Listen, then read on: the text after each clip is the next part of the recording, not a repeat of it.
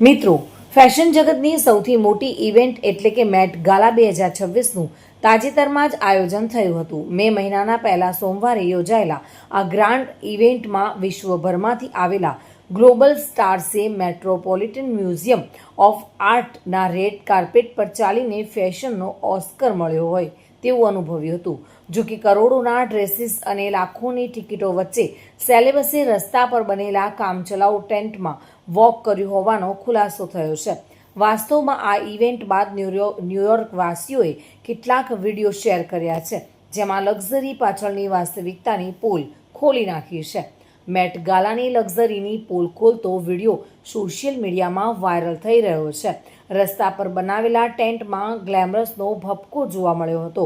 જો કે 83 લાખ રૂપિયાની ટિકિટ અને કરોડોના કોસ્ચ્યુમ્સ પહેરીને સેલેબ્સે રસ્તા પર વોક કર્યું હતું તે બાબતે વિડીયો સામે આવી રહ્યા છે.